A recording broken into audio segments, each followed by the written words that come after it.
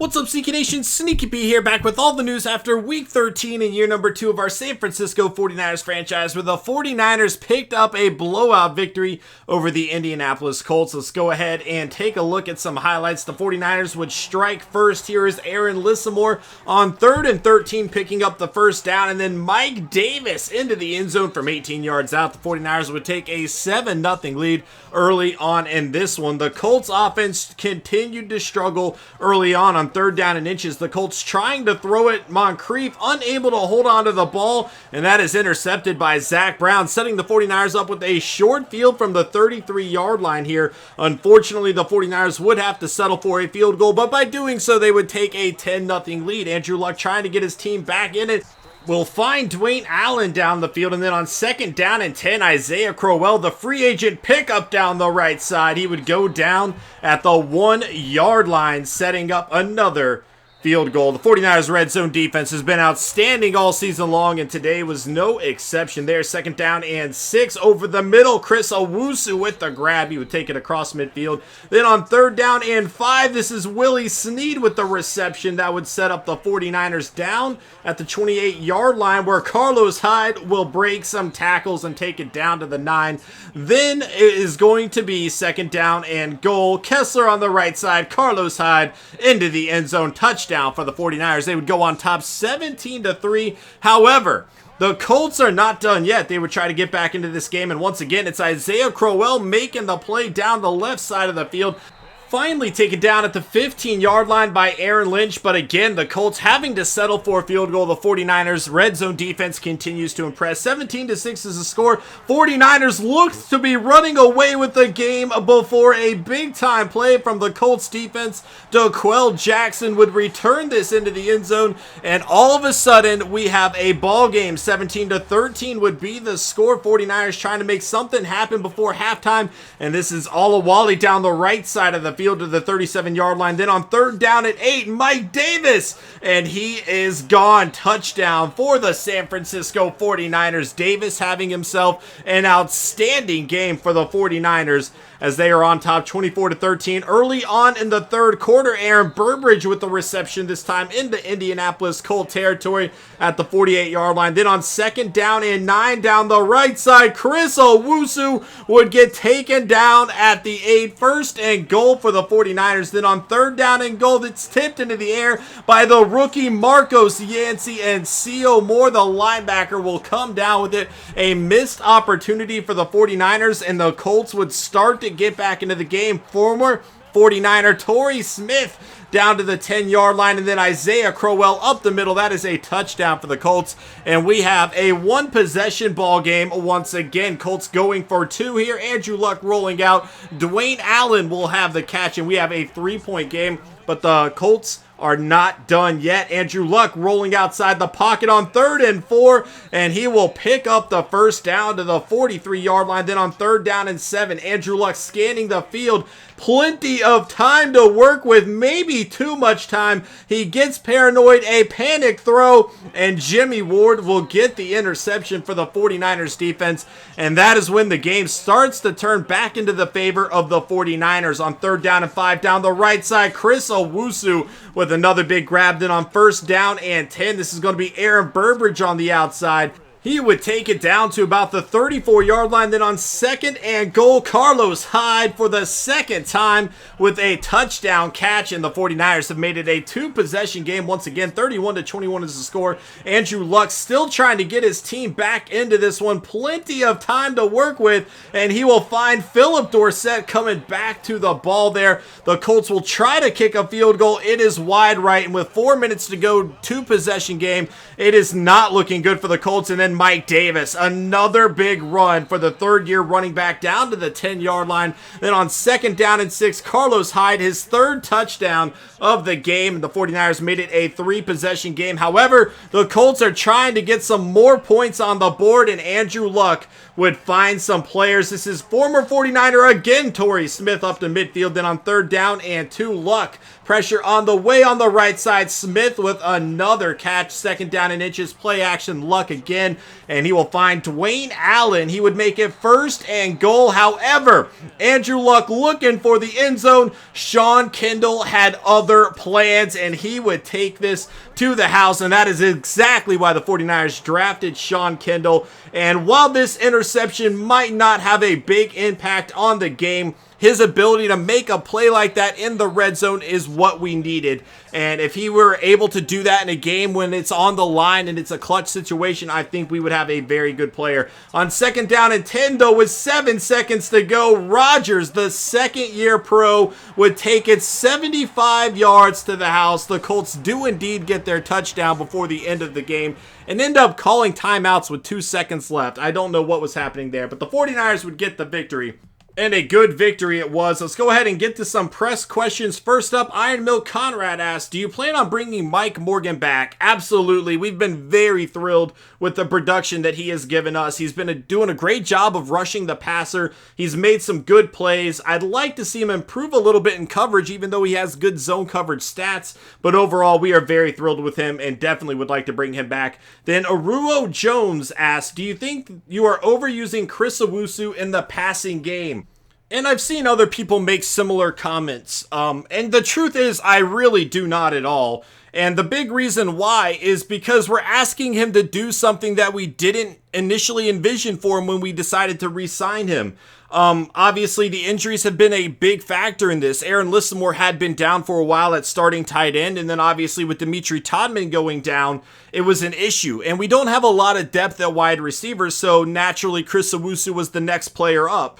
So while it would certainly be great to expect more production from him, we're kind of being forced to use him in a way that was not the initial plan when we did sign him, and we really don't have any better options, especially with the injuries that we've been seeing happening. So I don't know what else to say other than, obviously, while he has not had the best of games, he did look better against the Colts, but ultimately he's kind of being asked to do something that is not what we anticipated by signing him. He's just the best option right now. We don't have anybody else that we could throw in that situation that we'd feel comfortable with. So overall, I just think he's kind of being asked to do more than was initially expected of him. And the results obviously haven't been great, but obviously with the injuries, we just didn't have another choice. If anything, I don't think the blame should go to him. It's more that we just need more depth. And we will look to do that in the offseason for sure, just to prepare for other future injuries that might come along. Let's go ahead and check out all of the scores from around the NFL. First up, we have the Broncos taking down the Giants 45-31. Broncos improved to 8-4 on the year. And look at Paxton Lynch, 5 touchdowns, 2 interceptions. Zach Lindsey still riding the bench there. The Giants fall to 4-8 on the year. Not where they anticipated being, but the Broncos went 5-11 last year. They have certainly turned things around, and they have 2 very good quarterbacks in Paxton Lynch, who's been playing well, and then obviously Zach Lindsey. I don't know what they're anticipating doing with that, but it's interesting to see. Eli Apple would lead the way with 9 tackles. Hankins and Von Miller would each get 2 sacks on the day. Interceptions, we have Dominic Rodgers-Cromartie and Kennard there, each making some plays. And then fumbles forced, 1 by Hankins. It would not be recovered. 28-24, the Bears with a victory over the Green Bay Packers. The Bears at 7-5, and now the Packers are at 7-5. The Bears went 3-13 last year. I don't remember if they had the number 1 overall pick. They very well might have. I'll have to go back and check on that. But I do know Corey Orr was one of the top picks in the draft, 1, 2, or 3.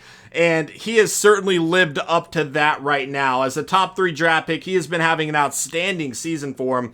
And they're going to get the victory over the Packers here again. You know, these are 2 teams in the same division, and they're both fighting for playoff spots right now. And they are both currently 7-5, so with the Bears getting a victory today, that is huge news for that franchise, especially, again, after going 3-13 to have turned things around so much. Next game up, we are going to have, oh, there's Kenny forcing a fumble too. 28-9, the Bucs with a victory over the Vikings. The Bucs now at 6-6 on the season. The Vikings now at 4-8 after going 11-5 last year. And we talked about it earlier. The inconsistency at their quarterback position this year has really come back to haunt them. We haven't really seen those guys take the next step. Obviously, they have a lot of players on defense, but we haven't seen the same amount of plays being made by them outside of Sharif Floyd today, of course. What a game from him. 5 sacks on the day. But last year we did see their defense step up a bit more than I feel like we have this season. But overall, I think their quarterback issues have definitely hurt them, and the injury to Adrian Peterson has as well. Next up, 41-31, the Cowboys with a victory over the Redskins. The Cowboys are back in it. 6 wins, 6 losses. Denton Ritchie actually getting some time today. 1 touchdown, 2 interceptions for him. We have been waiting to see this guy get some time, and there he is. The Redskins fall to 6-6 on the year. The Cowboys really started this season off slow. They were dealing with injuries at quarterback, but since then they have really started to put together some wins, and all of a sudden with the Eagles piling on the losses, the Cowboys could get back in and win this division for a second straight year.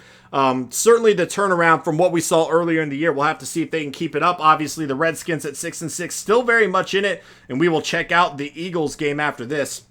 But it's nice to see Denton Ritchie get some time, and I can't wait to find out how good this guy is going to be. Next game, 33-27, the Chiefs with a victory over the Eagles. The Chiefs now at 7-5 on the year. The Eagles now at 6-6. So for the NFC East, you are currently looking at the Cowboys, Redskins, and Eagles all at 6-6. The Giants are at 4-8. So still very much anybody's division. Of course, the Eagles have greatly been struggling lately. They started off 5-0, have since gone 1-6. So I don't really know if they have the momentum to carry through as the season winds down. I think it's probably going to be a battle between the Cowboys or Redskins, but anything can happen. We'll just have to keep an eye on it as the season winds down. There's Tremaine Brock, former 49er, leading the way there in tackles with 12. No interceptions on the day. Brandon Graham did have 3 sacks. Fumbles forced, 1 by Orr. It was not recovered. 23-17.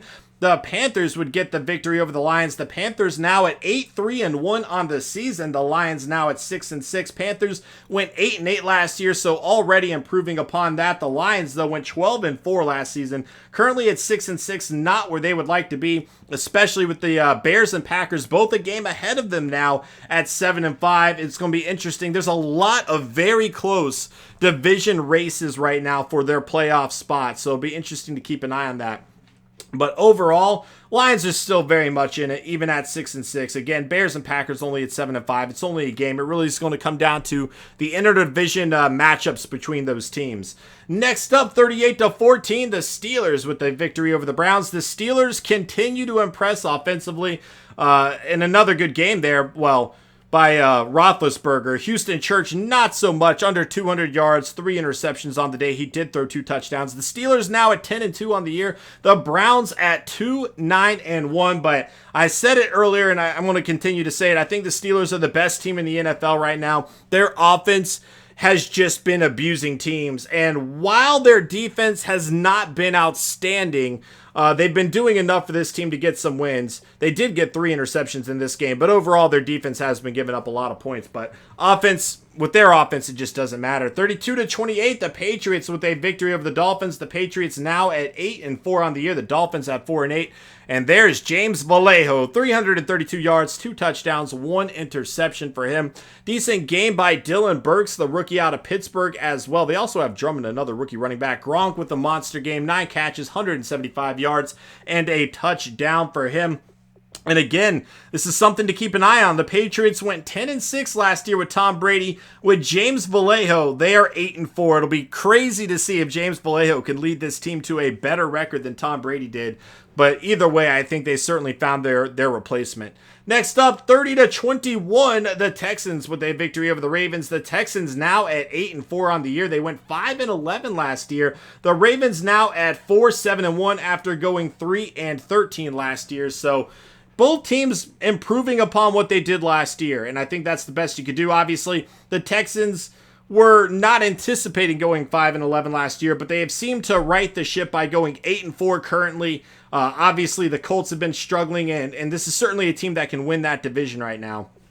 I don't think any of the other teams have really stood out like they have, but it'll be interesting to keep an eye on as the season winds down, as it is with most divisions. And fumbles forced, we are having 1 by Copels, 1 by Jimmy Smith. Smith would recover. 24-13, the Titans with a victory over the Super Bowl champ Bengals. Titans now at 6-6 on the year. The Bengals fall to 5-7, and I think the Bengals are starting to hit that point where they might not be able to come back from this. They might not be able to get into the wild card. And if that is the case, we are going to have a brand new Super Bowl winner this year. But Bengals, I was kind of wondering if they were going to be able to turn it around towards the end of the year. And with the loss to the Titans, I think that might have done it. The Bengals could have been 6-6 with a win here. Best case scenario, they're going to have to win their next 4 games to go 9-7. But even then, it's a question mark whether or not they'd qualify in the wild card or not. Up next, the Jags with a victory over the Seahawks, 20-17. The Jags, their 3rd win of the year. And of course, Johnny Manziel still playing quarterback for the Seahawks. Not having Russell Wilson has greatly hurt them. The Seahawks have been losing a lot of games since that injury took place, and they are not in a great spot right now. The Jags at 3-8-1, the Seahawks at 5-7. But with the 49ers, the Rams, and the Cardinals all ahead of the Seahawks in the standings right now, the chances of them repeating as the division champs are not looking very good. No interceptions in this game. Then fumbles forced, we are going to have 3 fumbles forced, none recovered. Roy Lacy and Mallard, 2 rookies for the Jags, would each force one though. 22-19, the Raiders with a victory over the Jets. The Raiders now at 7-4-1, the Jets at 4-8. Not what they wanted to have happen at all. They did go 8-8 last year. The Raiders only 7-9 last year, so they have already improved upon that. And this is a team on the rise for sure. We've seen Khalil Mack have a monster season so far. Haven't seen him involved as much over recent weeks, but still a very, very good player. Sacks, 2 sacks by Ward, the second-year pro. Aldon Smith getting involved. Uche Street getting involved, another rookie there. So a lot of good-looking young players here for the Raiders defense, and I think they have a very, very bright future. 1 fumble forced, it would not be recovered. 35-21, the Bills with a victory over the Chargers. The Bills now at 6-6 on the year. Jones having himself a pretty good game. The Chargers fall to 5-7. And this is just a team starting to collapse. After going 14-2 last year, they lost in the divisional round of the playoffs and have not recovered since then. Their defense clearly not as good as it was last year. Now, granted, their defense is still making some plays, but last year we saw a lot of guys on this Chargers defense step up, and that just has not been the case this season. Preston Brown with the only interception of the day. He would also force a fumble and recover it.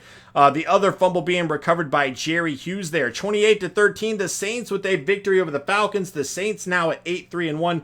The Falcons at 6-6. And again, you know, the Falcons were in the Super Bowl last year. We might have a situation where the 2 teams that played in the Super Bowl, the Bengals and the Falcons, do not even make the playoffs this year. We will have to keep an eye on that. The Falcons obviously had an injury to Julio Jones, and they're just not good enough offensively to recover from that loss. Granted, Tremont Eubanks, a rookie, has been having an outstanding season, but as good as he has been, he's not Julio Jones, and the Falcons are certainly missing him there.